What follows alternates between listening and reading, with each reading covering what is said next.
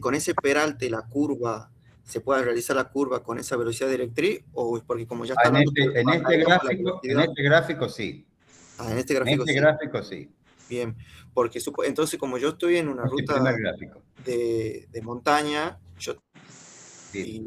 o en esa zona urbana que usted hablaba, yo tiendo a bajar la velocidad, entonces ya ahí se estaría trabajando con otra velocidad media de marcha, ¿sería? Claro, ese es el último, ya el último gráfico, digamos. Ah, bien, bien.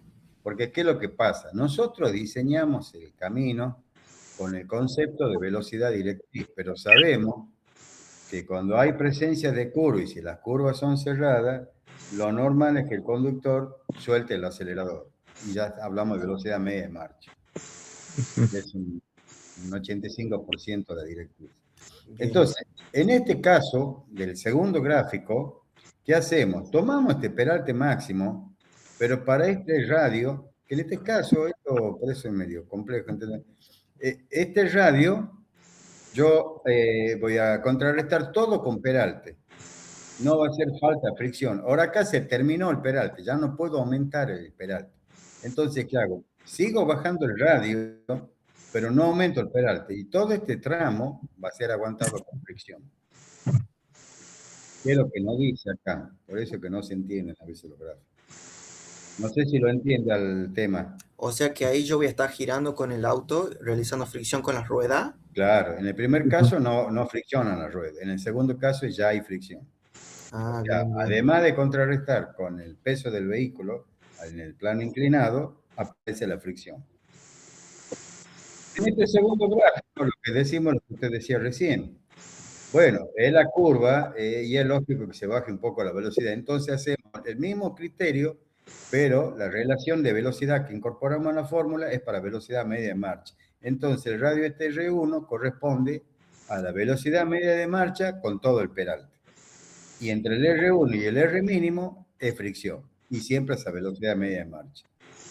Y el último gráfico lo único que hace es un redondeo de la curva para que en la tabla no salgan muchos valores repetidos, pongamos, qué sé yo, 7, el 10, le va a aparecer 10, 10%, 10%, 10%, 10%, 10%, 10, y aquí empieza a bajar. Entonces aquí va a aparecer 10, 10, 9, 9, 8, 8, va a ir bajando más gradual.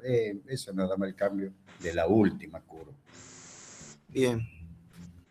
Bueno. Ingeniero, o sea Sí, que en los gráficos 2, 3 y 4 es con velocidad de sí. marcha. No, el 3 y el 4. El 2 sigue siendo velocidad directriz, pero Con aparece la fricción. fricción. Ah, Y bien, bien. la misma velocidad, el mismo peralte máximo, por eso los gráficos yo la verdad, yo alguna vez me puse a dibujarlo desde otro punto de vista y los deseché a los gráficos para no confundir, pero creo que son mejores que estos, porque estos realmente no son entendibles estos gráficos. Si no Inge, hay una explicación atrás. Sí. y yo, por ejemplo, si usted me preguntaría, yo siento que hago, ¿por qué son esos 10%, 8% y 6%? A ver, ¿qué es lo Porque que piensa usted? también tiene que ver con el confort de la persona que maneja, porque, o solamente es algo friccional del auto que puede volcar si tomo peraltes mayores, porque si hay No, velada se puede digamos, a producir ver, menos fricción. ¿usted ha visto una carrera de bicicleta en un velódromo? Claro, ¿Ha sí, visto el plano inclinado que tiene? tiene mucho, mucho peralte. Bueno, pero es porque son bicicletas y porque están en competencia. Claro, O van sea, ese rápido. plano inclinado, yo le pongo un auto, vuelca, pero supongamos que no vuelque. El problema son los vehículos grandes, los camiones, sobre todo la parte de atrás. La parte de atrás tiende a irse hacia el centro cuando es muy inclinada, por eso que también aparece el sobreancho. Y entonces, para evitar esa ocupación del centro de la calzada con lo que queda el vehículo cruzado, es que no se admiten peralte grande. Ah, bien, Es una limitación, digamos, geométrica, ¿no? bien. Antiguamente, o sea, digamos, en Argentina, antes de la norma de vialidad, la primera sale en el 67. Y la corrección del 80, que corrige muy poco, de la del 67, la que está vigente hasta ahora. Después hay una actualización en el 2010, pero hoy conviven las dos porque la actualización nunca ha sido incorporada en un 100%. Pero bueno, Antes del año 1967 había autos. Entonces, ¿cómo diseñaban? ¿Qué pedal tomaban? Se usaba el libro de Barnett, que es el que había hecho todas las tablas para las curvas, para los cálculos de los elementos geométricos, la curva horizontal, y ahí se hacía con peralte hasta el 12%. A partir de la norma, y creo que era del 80, o no sé si el último no importa, pero en determinado año se rebajó, no va más el 12, va el 10, porque eran curvas peligrosas, muy inclinadas. O sea, los vehículos grandes son el problema. Más que los vehículos grandes, los vehículos lentos. Bien. El vehículo lento no necesita ese peralte, y ahí es lo que tiene el problema. Ingeo, usted que ahora que ha nombrado eso del sobreancho, Sí. el sobreancho es un valor que se le otorga a toda la calzada cuando nosotros estamos en la tabla, por ejemplo, tenemos una tabla, no me acuerdo si era la 3, 4 y 5. Esta misma de curva. Sí. La tabla de curva, usted tiene los radios a la izquierda y arriba tiene las velocidades. Y Ajá. para cada velocidad le da 3 elementos: peralte, longitud espiral y sobreancho. Sí, ese sobreancho va en toda la calzada, o sea que, por ejemplo, si yo tengo una trocha, sería sobreancho sobre 2, digamos, lo que se le agregaría. Así es. Y a mí a veces me confunde porque creo que había unas gráficas ahí que se tomaba como el eje de toda la calzada, después había otro que toma, o sea, como centro, digamos. Para la transición del peralte. Sí, exactamente. Sí. A mí me confundía porque todo ese sobreancho y, por ejemplo, la banquina, no sé cómo se hace en esa parte de la curva, ¿sigue el mismo peralte que la curva o es plano? Sí, la pendiente del plano inclinado es el mismo. Lo que le va a cambiar es la pendiente, o sea, el gradiente de la longitud espiral versus altura de inclinación, digamos. Lo tenemos que ver con el grafiquito, ya le voy a explicar. A ver, el tema es el siguiente. El sobreancho lo tenemos que colocar en la zona de la curva circular y arranca en el comienzo de la curva, o sea que toda la transición del sobreancho lo hace junto con la transición de la espiral. ¿Se entiende eso? O sea, ¿el sobreancho no va en la longitud espiral? No, Bien. arranca en cero y termina la curva espiral con el sobreancho. Y ahí todas las curvas circulares lo lleva constante. Bien, bien. Por eso también se admite que cuando no hay curva circular, le dicen, bueno, cuando son radios grandes o hay velocidades pequeñas, dicen, mire, incorpore todo el sobreancho en la circular y directamente haga una línea recta con la longitud de espiral, pero sin hacer espiral. Entonces solo el camino toma una forma cuasi curva, digamos, por ese triángulo. No sé si se entiende. A ver, vamos a entrar a dibujar porque si no es muy difícil a veces imaginarse o describir para mí los elementos. Así que mejor lo dibujé.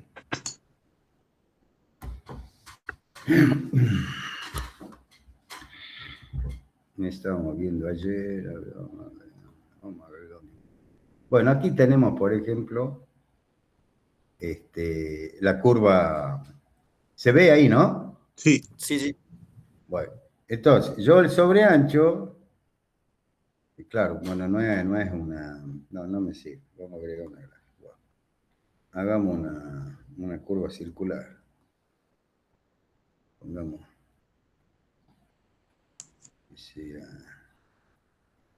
pongamos que sea esta la curva circular, bueno, más chiquita. Ahí, no, muy grande, ahí, qué sé yo. Ahí está. Y ahora le hagamos una transición recta. Esto es una curva circular, no hay espiral. Bien.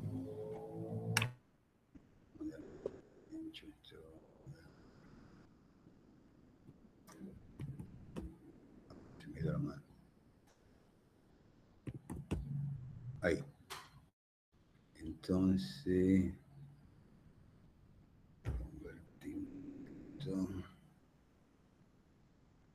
esa sería la curva. Entonces, ¿qué dice? Haga el sobreancho. A ver, vamos a volver a esto.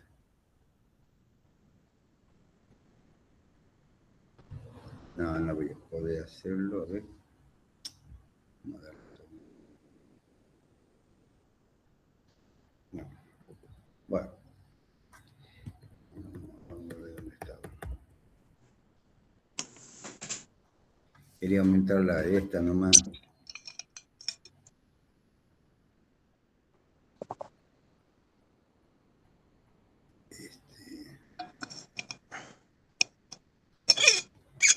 Vamos a dibujar, lo que pasa es que lo quería hacer. Supongamos yo le pongo todo el sobreancho ahí adentro, ¿ves? ¿Y qué hago? Acá lo mando a cero, ¿ves? Ah, bien. Y ahí lo mando a cero. Y el eje que originalmente iba de acá a acá, ahora no va de ahí a ahí, va de ahí a acá. Ese se corre un poco. Entonces, y mientras la otra parte, lo hagamos como estaba antes. Eso era antes. Y ahora el eje va para acá. Entonces, fíjese que el eje nuevo, lo vamos a hacer bien rojo.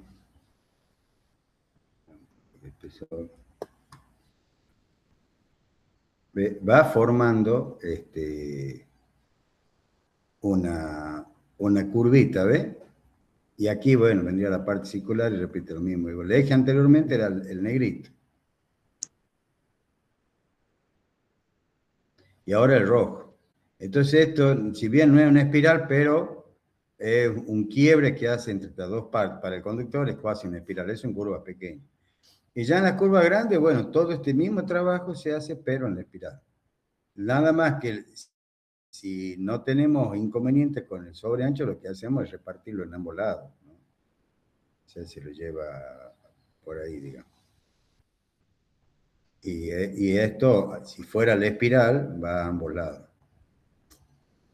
¿Y qué? Sí. Y por ejemplo, nosotros tenemos, ahí estaríamos haciendo el giro alrededor del eje, ¿verdad? Sí. No. Ahí usted ha dibujado la curva en planta. El giro es otra cosa. Es aparte. Bien. Lo Es puede aparte. hacer alrededor de cualquier otro eje para esa misma Claro. cosa.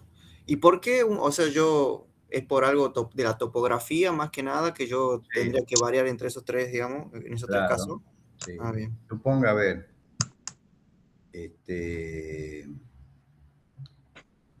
Supongamos que... Ingeniero, en ese Sí, gráfico, sí, eh, le escucho. usted agregó el sobreancho en el borde externo, ¿verdad? Sí, digamos, a ver, y lo he hecho muy rápido.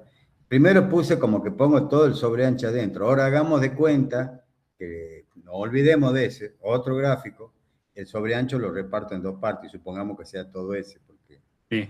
el anterior Ahí era como que era todo, ¿me el entiendes? eje ya no cambiaría, ¿verdad? Sino que seguiría No, ahí siendo, no cambia el eje, queda igual, claro. quedaría como estaba nomás. Así es, sí. Bien, bien. Ahora, supongamos que yo acá tenga una alcantarilla. Entonces, yo hago un perfil transversal en esto. Y tengo, supongamos, la alcantarilla ahí. Entonces, supongamos que esta sea la alcantarilla. Bueno, esto es un río que viene de acá, y sigue por acá. Entonces, si yo originalmente tenía la calzada, supongamos acá, con poquísima tapada, prácticamente sin tapada, ¿no? Y ahora digo, ay, vamos a acercar un poco esto para que se vea mejor. Y ahora digo, bueno, le demos la dichosa inclinación del 10%. Y bueno, más o menos supongamos que esto sería la calzada.